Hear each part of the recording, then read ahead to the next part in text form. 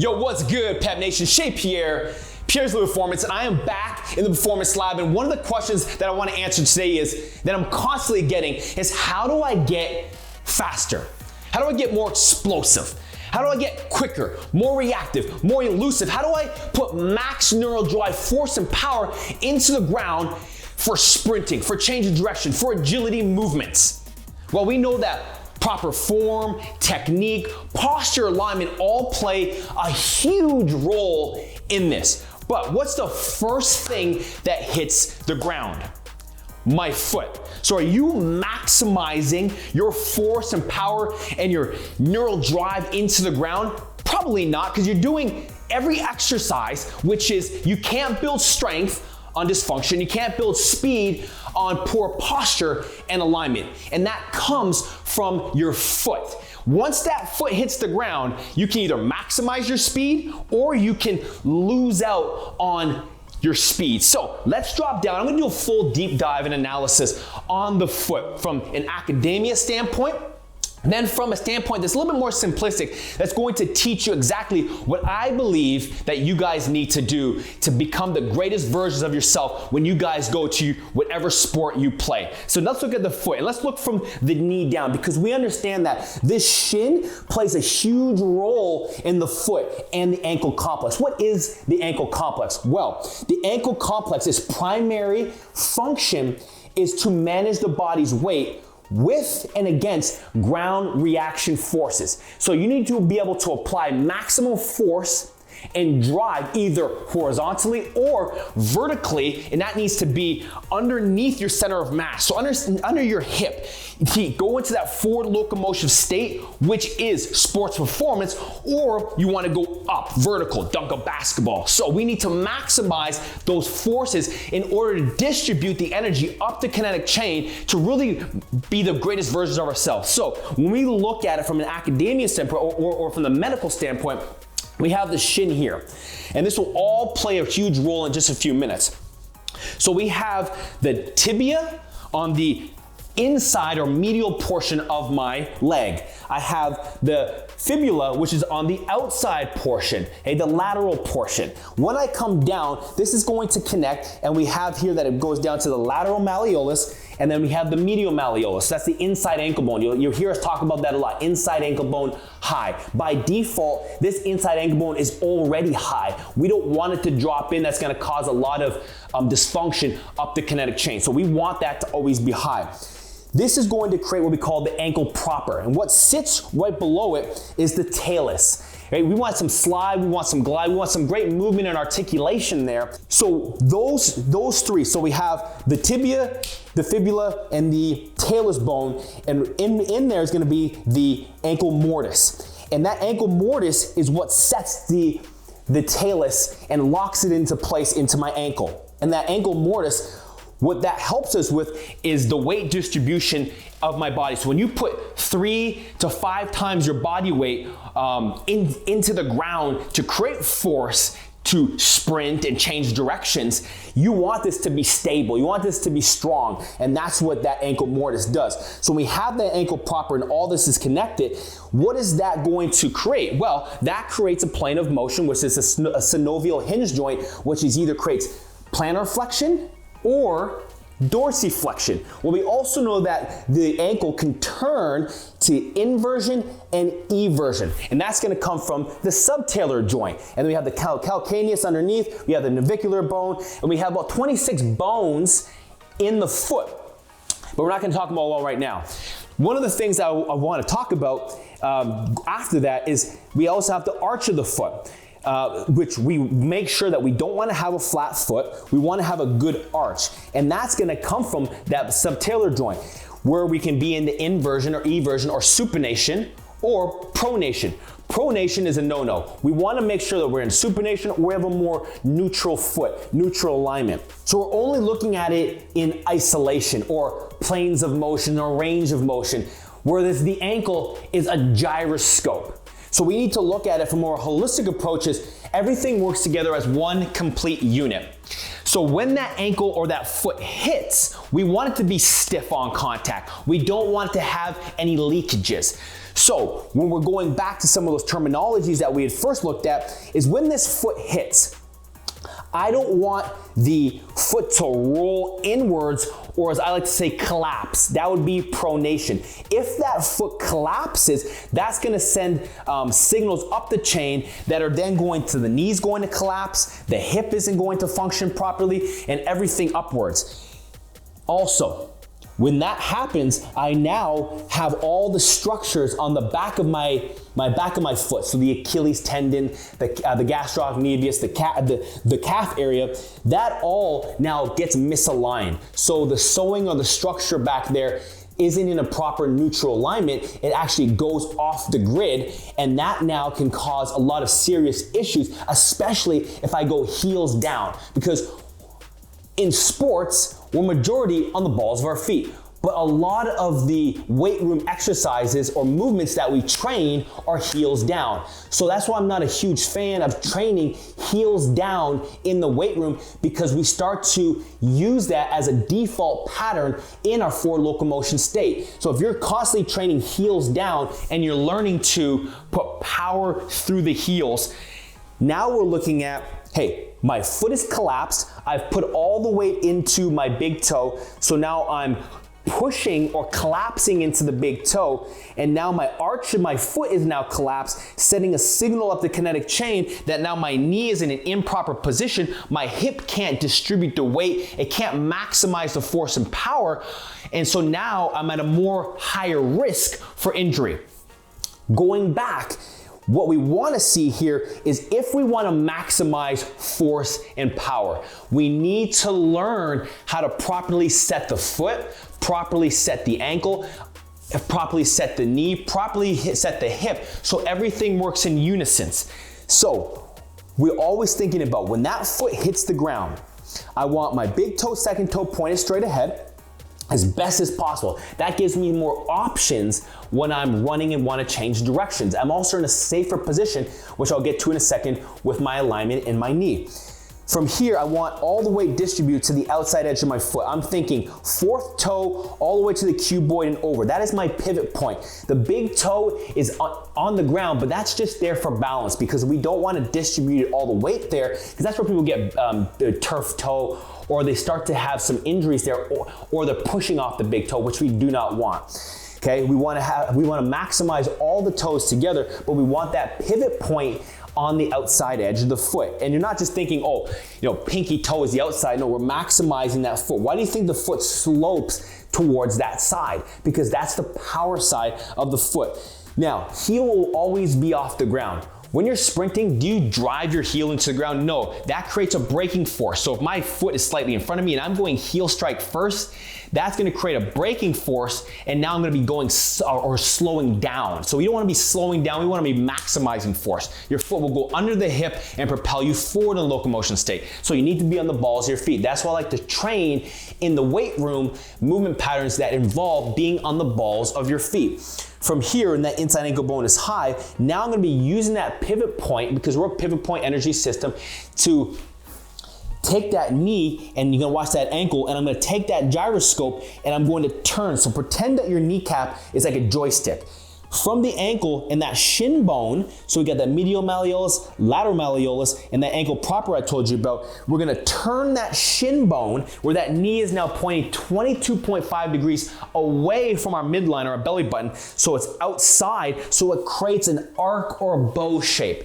So when we put force into the ground, now we can have the right energy distributed up the kinetic chain into the hip, in the thoracolumbar, and you're gonna get those shoulders to turn and head inside the column or in line with that foot. Now we've maximized all the force we can get out of this to really be the fastest, most explosive athlete in your sport. Now, you can grab our Retune system, you can grab our full Recode system, and the Retune system is absolutely free. So if you go down the link below, you're gonna learn about all this terminology and how the ankle and being in proper alignment, proper form can really help you maximize your abilities to produce more power just from the power of sitting, because your ankle needs to be supple. If it's super tight and you don't have the suppleness or the range of motion in the ankle, then you're not gonna be able to distribute that, right? We need full articulation of the ankle. And that's gonna either come from the calf, which can sometimes be very tight and stiff, or it can just come from the actual ankle itself, where you just don't have full articulation to be able to kind of move and groove to get that set.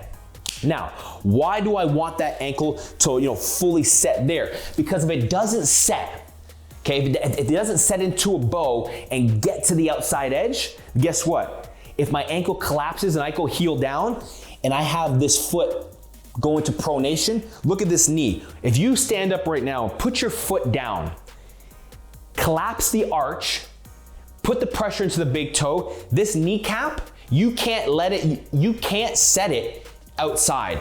So now what does this cause? This causes a knee valgus. So it's a lot of people will say, well, your glutes are not working, they're not firing. It's not you're not necessarily your foot, your glute. It's that your ankle and foot can't set properly a lot of the times. So what's happening at the foot now is going to cause an issue up the chain. So now I have my knee at a high risk of an ACL injury, because if my foot collapses down, my heel now comes down and it gets stuck into the ground, and my knee goes in, the hip always has to spin out. That's why we want the heel to go away and pivot, because we want that pivoting action. But if I can't pivot, I'm gonna create a ton of torque and shear in my knee, because my hip's gonna turn because my foot is planted down and going into the ground, and then boom, I'm running and that happens. I shear it. Or I'm looking at the Achilles tendon and that's gonna run off alignment, and now I'm gonna get that Achilles to go into eversion or into pronation, and now that alignment of the Achilles is going to set off, and there's only so much give there that eventually you do that thousands of times, it's gonna go. So it's like playing Russian roulette. So that's why it's so imperative to be able to set the foot properly. And a lot of you guys are already strong enough, meaning you don't need to get into the gym and do any more power exercises and strength exercises to get faster. You will actually get faster by learning how to maximize the force in the foot, by learning to set the foot to gain the max neural drive and force and power up the kinetic chain to actually be able to move greater. So if you can learn how to set the foot and get it in the proper alignment, you're going to be a faster athlete. And it is that simple. So let me show you just a few movements that you can do at home. You don't need any equipment, no dumbbells, kettlebells, barbells, bands, nothing. All you need is yourself, and this is going to help teach you how to maximize the force and power into the ground, set the ankle properly, create the proper position and shapes in order for you to run faster or change directions or jump higher.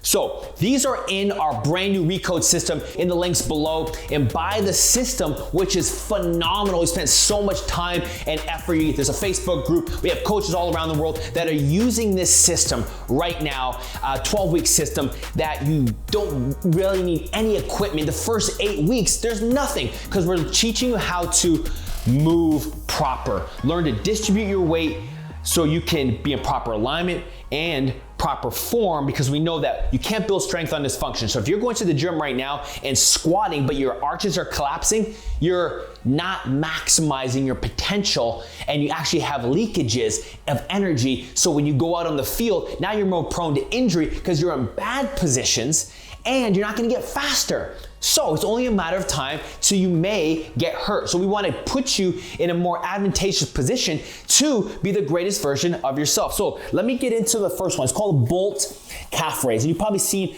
it, or I'm guessing you probably haven't. So we want to be big toe, second toe pointed straight ahead. We want to be inside of our columns. We got 2 columns. We have our right and our left, and we want a joint by joint stack system. So we want to have our foot in line with the knees in line with the hips, shoulders, and that is one complete column when I have both feet on the ground. So we're gonna be big toe, second toe pointed straight ahead.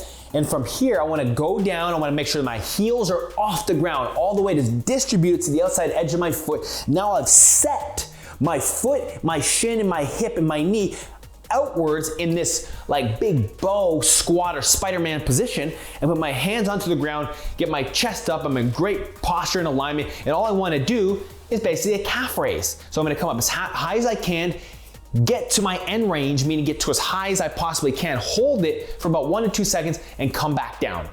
I'm gonna drop under control, reset, come back up. I'm gonna do 20 repetitions in this position.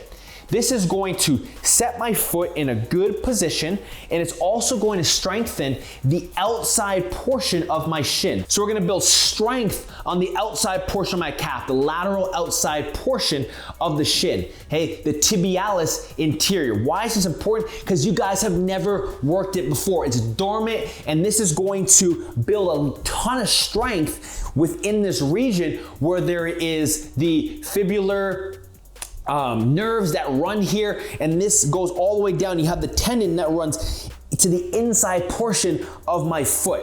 Why is this important? Because we want to create a nice, stable, strong structure when it hits the ground, because your foot needs to be the very stiff upon contact. We don't want any collapses in the arch. So we're gonna build this portion to make it stronger, because a lot of you guys may be suffering from shin splints or overuse area here. So this needs to be strong. It's an area that's not strong for you, so we wanna build that up. So once we have that built, now we can start to maximize our gains. So we do that from what I call a bow position, and then we wanna change the rotary action within the hip complex from an outside or external rotation to internal, where the heels are now going away from the body. So I'll bring the toes together, knees together, heels away, go back down, chest up, good alignment, and same thing. Come up as high as I can, drop that down. I'm always holding for just a split second.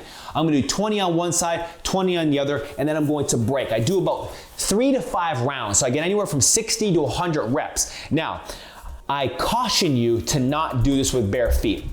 My body has adapted to this. It's very strong, it's very robust, and so I've been able to do a lot of barefoot training. If you're someone that's new to this and you don't know anything about it, you need to do this on a nice soft surface like I am now, but don't do it on a hard surface, meaning either if you are on a hard surface, wear shoes or put down a yoga mat, because what happens is if you do it on a very hard surface, you're gonna irritate the fascia, you're gonna irritate the bones, you're gonna irritate your foot. It's gonna be very sore, it's gonna be very tender, and we do not want that. So always start with shoes or on a very soft surface, and that's how you'll be able to build up some tolerance to this. This is a great foot strengthening movement because you're on the balls of your feet, you're building the lateral outside portion of your calf, a place that's been very dormant. You're building the gastrocs, you're building the calf, you're building the full foot complex. You're setting the foot in a more advantageous position to maximize the force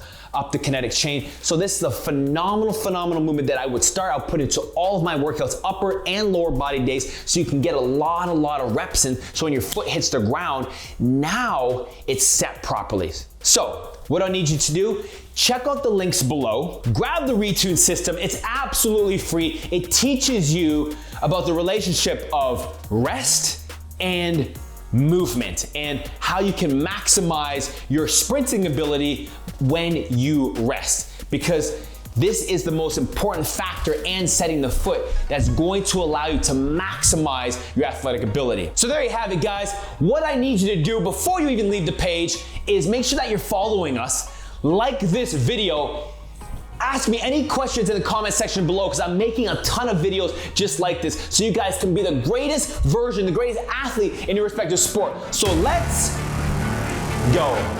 See you guys soon.